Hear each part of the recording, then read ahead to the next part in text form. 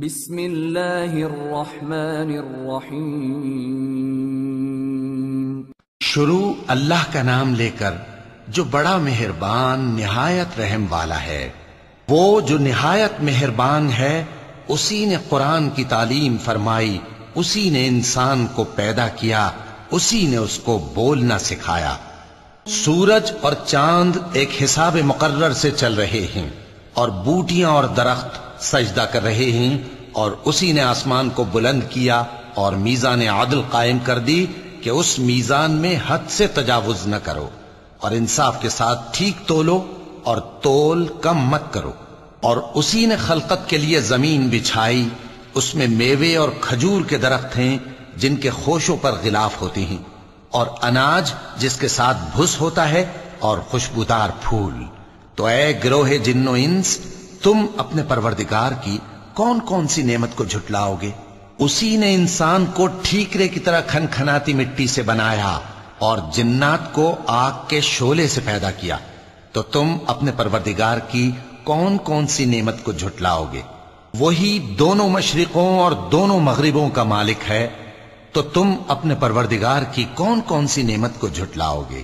اسی نے دو دریا رواں کیے جو آپس میں ملتے ہیں، مگر دونوں میں ایک آڑ ہے کہ اس سے تجاوز نہیں کر سکتے، تو تم اپنے پروردگار کی کون کون سی نعمت کو جھٹلاؤ گے؟ ان دونوں دریاؤں سے موتی اور مونگے نکلتے ہیں، تو تم اپنے پروردگار کی کون کون سی نعمت کو جھٹلاؤ گے؟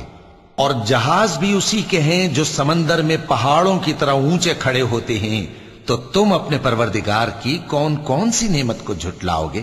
جو مخلوق زمین پر ہے سب کو فنا ہونا ہے، اور تمہارے پروردگار ہی کی ذات جو صاحب جلال و کرم ہے باقی رہے گی۔ تو تم اپنے پروردگار کی کون کون سی نعمت کو جھٹلاؤ گے؟ آسمان اور زمین میں جتنے لوگ ہیں سب اسی سے مانگتے ہیں، وہ ہر روز کسی نہ کسی کام میں ہوتا ہے، تو تم اپنے پروردگار کی کون کون سی نعمت کو جھٹلاؤ گے؟ اے دونوں جماعتوں، ہم ان قریب تمہاری طرف متوجہ ہوتے ہیں، تو تم اپنے پروردگار کی کون کون سی نعمت کو جھٹلاؤ گے؟ اے گروہ جن و انس، اگر تمہیں قدرت ہو کہ آسمان اور زمین کے کناروں سے نکل جاؤ تو نکل جاؤ، اور زور کے سوا تو تم نکل سکنے ہی کہ نہیں، تو تم اپنے پروردگار کی کون کون سی نعمت کو جھٹلاؤ گے؟ تم پر آگ کے شعلے صاف اور دھواں ملے چھوڑ دیے جائیں گے، تو پھر تم ان کا مقابلہ نہ کر سکو گے، تو تم اپنے پروردگار کی کون کون سی نعمت کو جھٹلاؤ گے؟ پھر جب آسمان پھٹ کر تیل کی تلچھٹ کی طرح گلابی ہو جائے گا تو وہ کیسا ہولناک دن ہوگا، تو تم اپنے پروردگار کی کون کون سی نعمت کو جھٹلاؤ گے؟ تو اس روز نہ تو کسی انسان سے اس کے گناہوں کے بارے میں پرسش کی جائے گی اور نہ کسی جن سے، تو تم اپنے پروردگار کی کون کون سی نعمت کو جھٹلاؤ گے؟ گناہگار اپنے چہرے ہی سے پہچان لیے جائیں گے تو پیشانی کے بالوں اور پاؤں سے پکڑ لیے جائیں گے، تو تم اپنے پروردگار کی کون کون سی نعمت کو جھٹلاؤ گے؟ یہی وہ جہنم ہے جسے گناہگار لوگ جھٹلاتے تھے، وہ دوزخ اور کھولتے ہوئے گرم پانی کے درمیان گھومتے پھریں گے، تو تم اپنے پروردگار کی کون کون سی نعمت کو جھٹلاؤ گے؟ اور جو شخص اپنے پروردگار کے سامنے کھڑے ہونے سے ڈرا، اس کے لیے دو باغ ہیں، تو تم اپنے پروردگار کی کون کون سی نعمت کو جھٹلاؤ گے؟ ان دونوں میں بہت سی شاخیں یعنی قسم قسم کے میووں کے درخت ہیں، تو تم اپنے پروردگار کی کون کون سی نعمت کو جھٹلاؤ گے؟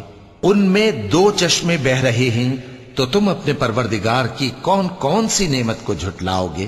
ان میں سب میوے دو دو قسم کے ہیں، تو تم اپنے پروردگار کی کون کون سی نعمت کو جھٹلاؤ گے؟